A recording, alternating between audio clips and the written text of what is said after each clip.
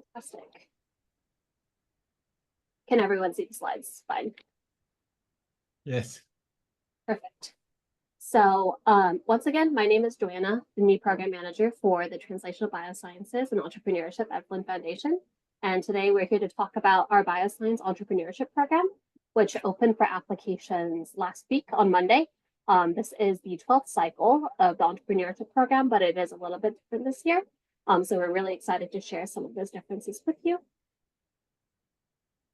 Here's a disclaimer slide. So we are recording, and then this recording will be posted online at flinn.org/entrepreneur for you to reference in case you have any questions or if you want to go back to the things that we discussed.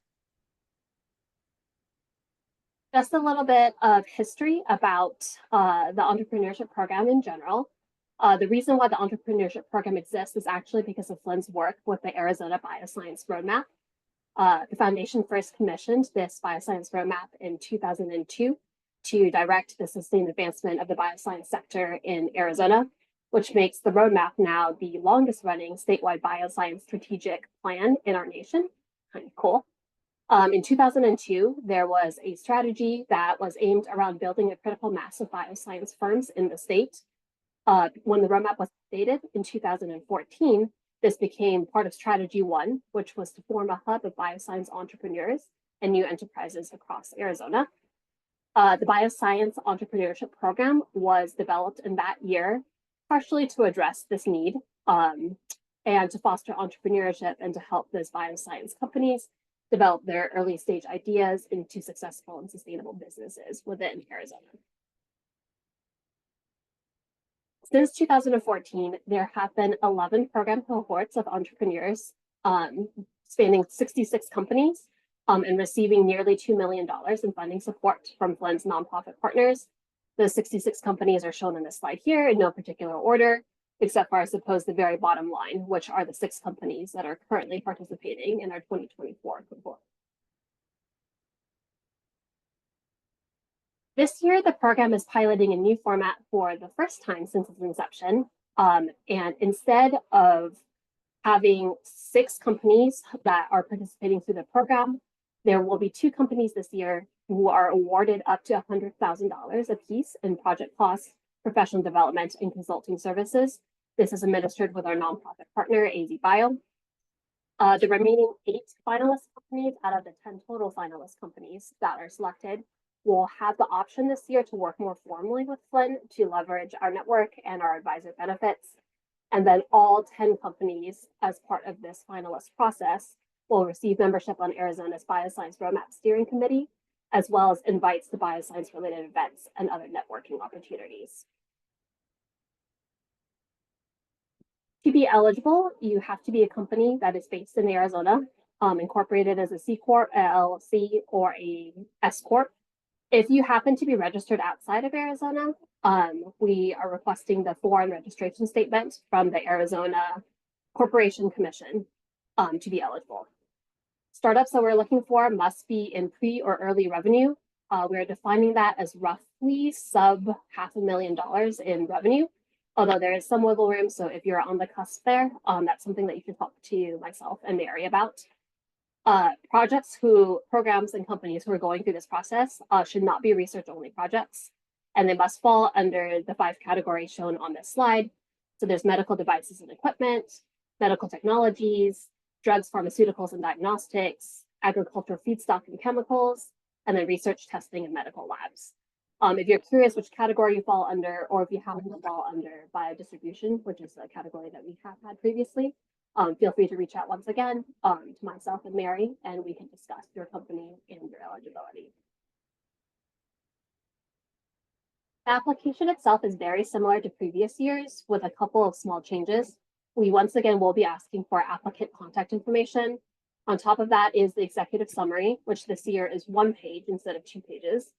And then a slide deck with 15 slides in a very specific order that we'll talk about in the next 2 slides.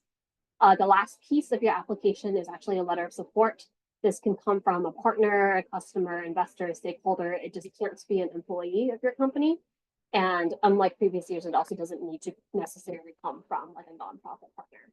It can be anybody that can speak to your company's qualifications and your potential impact. So the pitch deck itself with the 15 slides must appear in this order on the website, and we'll go through it later on inside the presentation. There is a template if you would like to use the template, but the template honestly just has a placeholder for all these different titles. So the first slide must be your company overview and purpose slide. The second slide is the value proposition, where you should define both the problem and your solution. The third slide is the product and service specific slide. We are not looking for proprietary information, so please don't include that on this particular slide. The fourth slide is for team and advisors. The fifth is market size. The sixth is competition. And the seventh slide this year, we're naming solution and venture traction. And you'll see if you were to look at the template itself, it has all this text on it to help you. But the idea is to provide the reviewers with real life proof, including customer feedback, that your solution is more than just a concept and that it will be attractive to customers and be able to make profits, and how your venture plans support this. The eighth slide is for intellectual property. The main thing to remember here is that we don't need revealing details of your IP, just general terms. However, you should talk about your IP strategy, considering patents, trademarks, methods of manufacture, and of doing business, and other things. It doesn't just have to be patents. The ninth slide is for your regulatory strategy, if it's applicable to your company. The 10th slide is for manufacturing and scale-up strategy. 11th for business model and commercial strategy. The 12th is for financial information to date, so funding that you have received, seed round and investment highlights, and then also your anticipated revenues less expenses for the next 3 years. The 13th slide is a risk analysis. The 14th is a detailed use of Flinn funds, so basically your budget, which we'll talk more about in the next slide. And then the 15th slide is kind of open-ended for you to include other information that you feel like the review panel should know. We do recommend that this is not a summary of information that you've already provided, but new information to kind of further contextualize your company and what it is that you are speaking.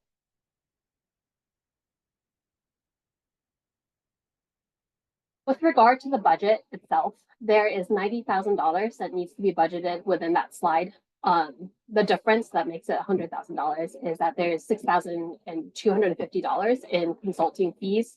We've doubled the amount of consultant hours this year. So as you work with one of Flynn's consultants, there's also $3,750 of that $100,000 set aside for professional development.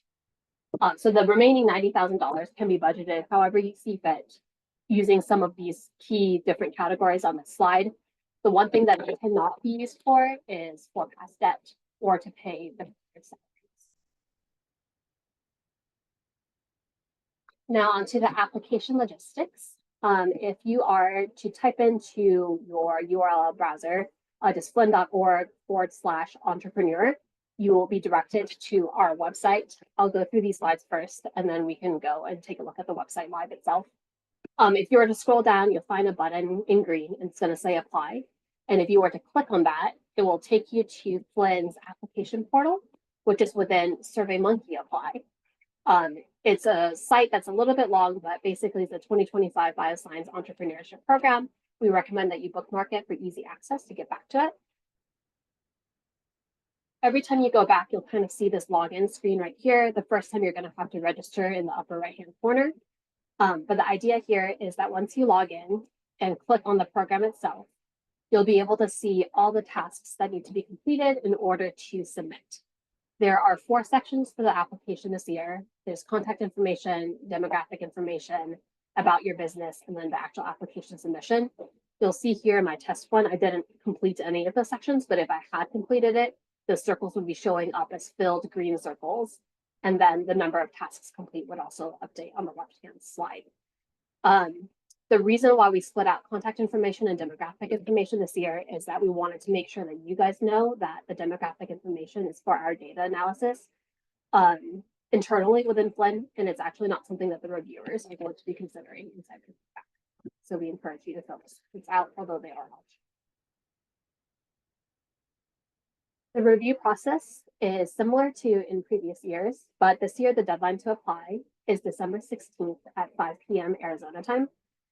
The first round consists of a review panel. They will be looking at this separately and then together as a group. between December 17th and January 23rd. So finalists will be notified on or around January 24th as to whether or not your company is moving forward into those 10 finalists. And those 10 finalists will undergo a second round of review, which is in-person interviews to be held in early February. The interview process itself will consist of a 15-minute pitch plus a 10-minute question and answer period. You will receive the feedback from the first round of review prior to attending the second round interview. So we would recommend that you apply whatever feedback you receive in the interim between the two rounds. Notifications for companies who are selected will happen in late February, and then these companies themselves will be announced publicly on March 6th, which is when Flinn is hosting the Flinn Bio Capital Conference. This year, the tagline is Managing Growth and Capital Needs as You Scale. The scoring rubric is very much based off of the different slides and categories that you have. I did list them broadly here on the slide here, but there will be a rubric, the formal rubric itself, posted to the website once it is ready, and that should be coming either later this week or next week. And just as a reminder, the grant administrator for this is our nonprofit partner, AZ Bio. 100% of the award funds will go to your company. And then on top of that, the other grant administration aspects include a final report at the end of your granting period, as well as data annually for 5 years after your selection year to follow up so we can measure impact of the program itself.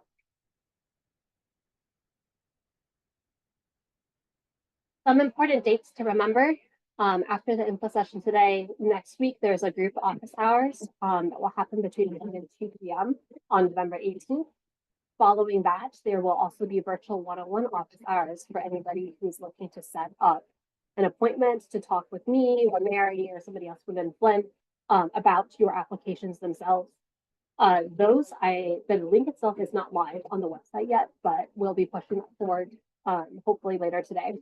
And I'll also send you guys the slides ahead of time so that if you guys want to register early, you can. We are recommending that if you do take advantage of the one-on-one office hours, that you send us your application materials beforehand so the whole team has a chance to review them. But it's a really good opportunity to get some feedback on your slides, on your executive summary, whatever it is that you see fit. Certainly, if you've got questions that aren't like specific to your application materials, something maybe a little bit more fundamental, feel free to reach out via email to myself or Mary. Our contact information is on the slide, but also all over the web pages for today. And we'd be happy to answer your questions. The other last event that's happening for the program itself is a live Biopreneur Storytellers event at Venture Cafe Phoenix to be held on December 5th. This is actually something super exciting that Flinn is working with our comms team. So Bioscience is working with comms to do a better job of kind of showcasing stories of the Bioscience Entrepreneur Program participants from previous years. We have, I believe, 3 companies lined up that will be sharing their stories. So it will be a really fun night if you're able to make it out. And I believe that starts at 4:30. So there's a QR code on this page. Once again, there's the website now through December 16th. And I feel like I've been talking for forever. So I'm going to stop sharing my screen and we'll take some questions. And then if anybody wants to run through the website itself, we can feel free to do that as well. And Mary, feel free to chime in if I missed anything at all.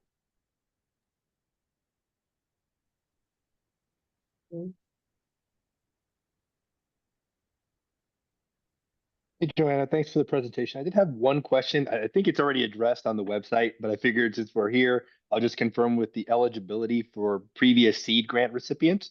So I just want to make sure that was still the case and that the website was accurate about that. Yes, that is still the case. That's a big one that I missed somehow inside the presentation. So yes, this year, which is I think the first year this is true, the previous Flinn seed grantees as well as Bioscience Entrepreneurship Program participants are eligible to apply. And so we're piloting something new this year. Very interested if you guys have feedback on either the process or like this new mechanism of increasing the amounts or lowering the amount of companies. We would love to hear that. But yes, all previous grantees and participants are eligible. Perfect. And then just one follow-up, you had mentioned, kind of working a little bit closer with some, mentors and different parts of the organization. Is that more in a structured program or is just increasing access on an as needed basis? I think I've seen other instances where, it's like a certain expectation of time. I just didn't know how that was being structured, if at all, if it was more, ad hoc as needed, depending on the scope of the project. Yeah, I would say, James, they're actually, I would say we're still evolving, working, but what we're trying to do is people in the past, so when we had sought feedback from the community at large, about like these changes to the program or, what people were looking for, this, people said the network was really important. So what we want to do is be more intentional about how we can support you as companies. So we would foresee that for the 10 finalist companies, let's say they will have presented a lot of information about their companies, they'll have talked to review panels. So our expectation is we would come out of that process with some key areas of focus that Flinn could be helpful to you as a company in maybe connecting you to, let's say, supply chain with the hospitals or X. You might need to talk to somebody, and then we would do our best to facilitate that in a maybe a more intentional manner than in the past. So it really is sort of a soft support to the best of our ability. Yeah. Yeah. Mary, I actually think that's actually a better approach. I think some of the ones that are a little bit more structured, at times you have to take a little bit more of a, I don't want to say cookie cutter, but you go very Sure. structured. And I think every company is going to be different in terms of what they're trying to do. Maybe the skill sets of the team, a gap that Flinn might be able to address. So I actually think that's a much better approach, frankly, is that after you see who you select, you see what's going to be the best way to help them. So no, I think that's very helpful. Thank you. Okay. Joanna, I had a couple questions.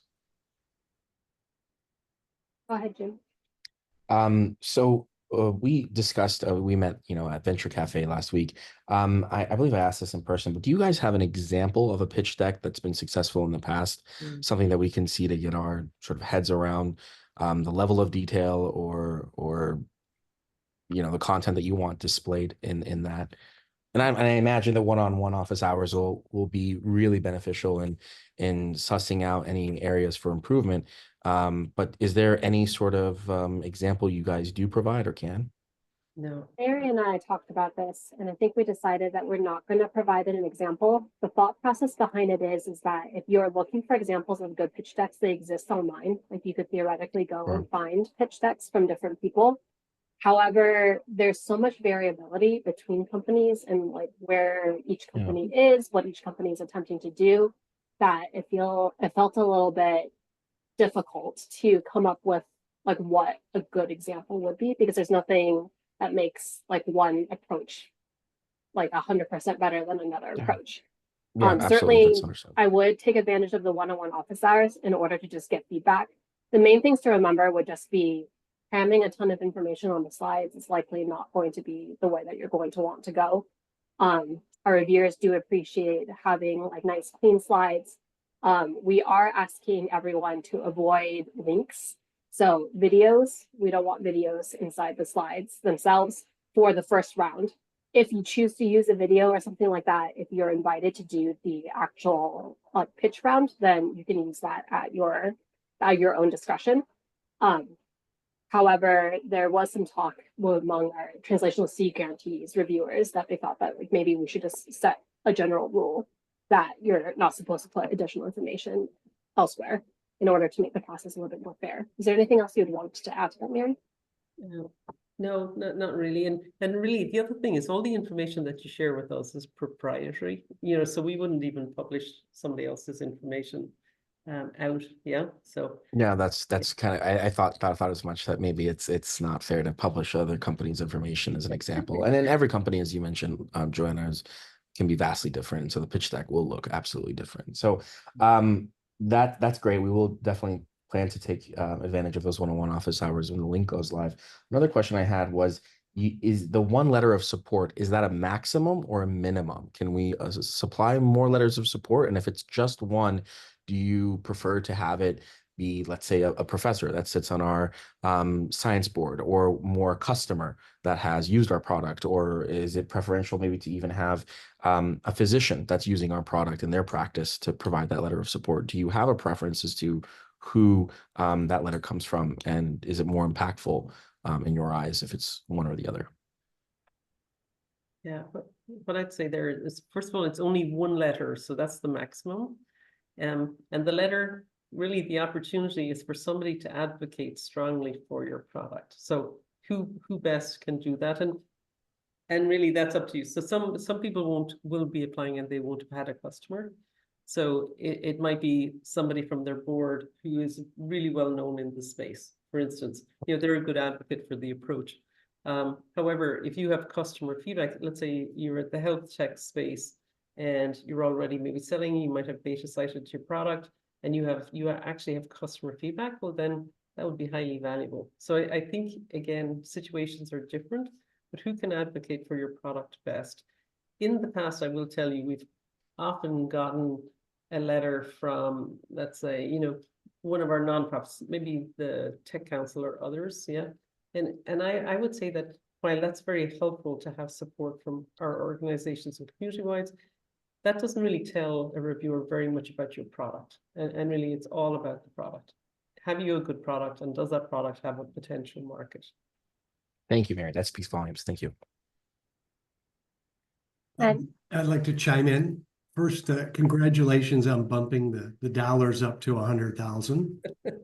I think that's a big step. I know there's fewer companies that'll be able to participate, but I think the dollars have significant impact by raising the level of funding.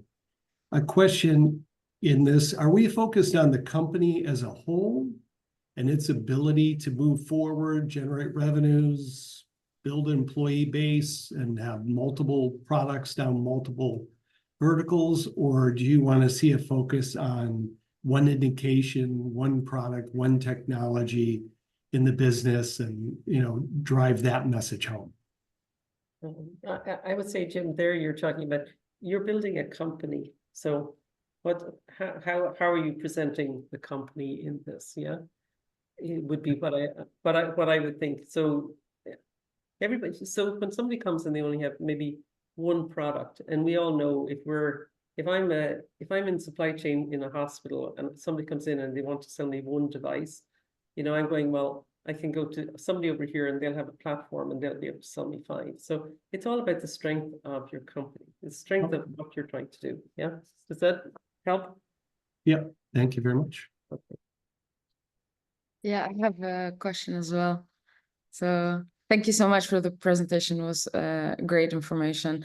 And if I remember correctly, in one of the slides, among the 15 slides, is you're asking for financial projections or financial details for 3 years, right? And I'm assuming that when I will try to take a screenshot and put it in the slide, it's going to be so small. So I already assumed that maybe I would need to attach the full financial model, but then I couldn't find where there is any additional way to, and it's the same theme about additional information. So how do you suggest we go about that part, especially to small tabs and very small fonts in one slide? Yeah, so there, what I would say here, it's what can you get down on one slide that is actually impactful. So it's not a deep, you're not doing a deep dive into your financials for the next 3 years. Yeah, a lot of companies are still in development, so it really is. It's the higher level. Yeah, okay. But let's say you leave somebody with an impression that you know what you're doing, and you're calculating what your needs are. Yeah. Okay. So properly. Thank you. Okay. Joanne and Mary, thank you so much for the presentation. This is very helpful. I would assume the presentation slides will be sent to all of us after the meeting. Okay, so we can construct the slides according to it. I have a quick question, and maybe administrative in nature. So we are a LLC in Arizona. The operating has always been in Arizona. Now, we as a much as a lot of other biotech company wanted to find the private funding. So a couple of years ago, we set up this Delaware C Corp to be our holding parent company. And that company doesn't do anything except being a holding company and receiving investment. I would assume we're still eligible to apply. So local biopharma. Okay. Yeah, if you were registered with the Arizona Corporate Commission, then you're eligible. Yeah, you've got your LLC. Thank you.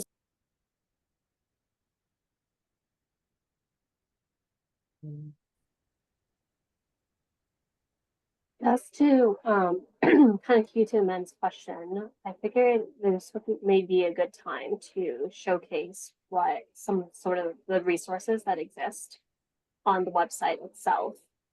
And so if you were to go to the Flinn website, so this would be the Flinn homepage, and if you were to navigate to bioscience and then to the entrepreneurship program, there's many ways you can get to it. You can get to it directly from that /entrepreneurship. But if you are looking through this and you're looking for the resources and the templates, basically what you would do is this is the button you would click if you're actually ready to apply. But within the program eligibility page itself, there is a section that you'll see download files from Box for the application requirements. And if you were to click on this, what will actually pop up is 2 documents here. So there is a template pitch deck as well as a template executive summary. The pitch deck itself, once again, there's nothing particularly special or pretty about it, but it does list everything in order. You could utilize it if you chose for your pitch deck. And then similarly with the executive summary, there is also a template, more so to give you an idea of how to format it if you don't have one already, what sections that we're looking for that you should include within the executive summary. And then to Men's point down below, there is a section on financials that kind of shows like the revenues, expenses, and then like the level of detail that we would be expecting out of it. So it's not anything super detailed. It's just to have an idea. And obviously within the slide itself, if it's more detailed than this, great. But it would also appear on your executive summary somewhere. If you were to go back to this and then hit on any of the apply pages, you'll see that it pulls up the actual application itself. I'm logged in and I have my test application, so I can go back and see my application or start a new one. But the idea here is that once you click into it, you'll be able to come back to this portal up until the deadline of when the application itself closes.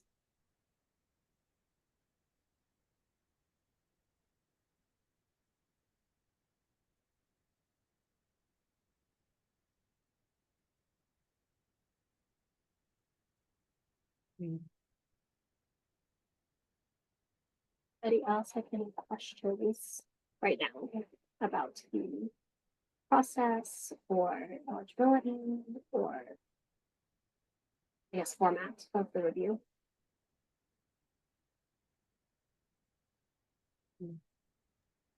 If nobody has a question, I'll ask another one, if that's okay. And this was a technical problem from my end. I think you broke when you were saying something very important, so I'll use this time if you can repeat. And it was about use of funds. You said these are the things that are okay, except, and when you said except, that's when I didn't hear. So if you'd like to go back in some details to whatever you feel comfortable for that slide. It is, you can use it for everything except for paying off prior debts or paying for founder salaries. So let me share my screen again so you can see that. So this slide just has examples of different things that you can utilize it on. There's many things that could fall under any of these bullet pointed categories, but the 2 things, I guess, that you cannot use the funds for are to pay off past debt or to pay founder salaries.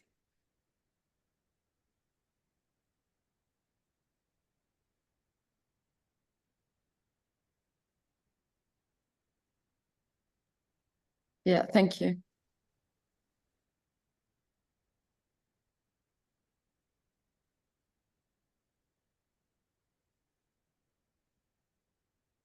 If there are no more questions, what I'll do is after this meeting, once again, the video itself will take some while to process, and then it will take a little bit also to get it uploaded to the website. It will be uploaded to the website, but I can go ahead and just send you guys the slide deck in case anybody wants to peruse them immediately, or you can click on the links to sign up for like a one-on-one individual office hours if you already know that you want to take advantage of that.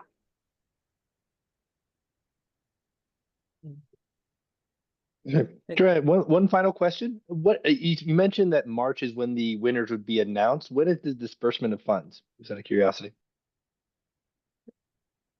As soon as they're announced, because we'll have notified the person, the two groups in advance of that March date, a week or two in advance, and the paperwork will be done. We'll start getting the paperwork in place. Now, the funds are actually, you have to draw down the funds and submit your receipts to AZ Bio, and then Joan pays out then.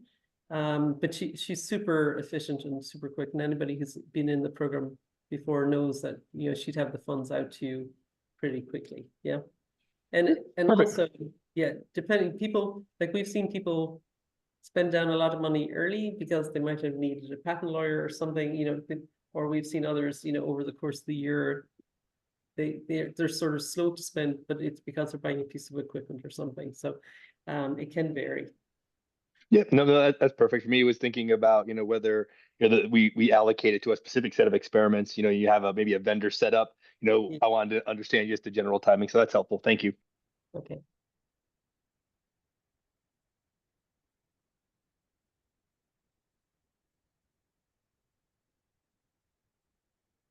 I think we're good to go, Joanna. All right, well, feel free to stay on if you've got individual questions. Otherwise, we hope to see you inside, obviously, the application portal itself. But send emails if you've got questions. We'll have another session for like an office hours sort of a session, maybe once people have started digging in and have more specific questions next week on Monday. And then sign up for those individual one-on-one office hours if you'd like somebody to take a look for materials, just to give you some feedback on whether or not it is heading in a direction that we as Flinn have seen reviewers be like positively receptive toward. Thank you, Joanna. Thank you, Mary. Talk soon. All right, thank you. Thank you. Thank you. Thank you.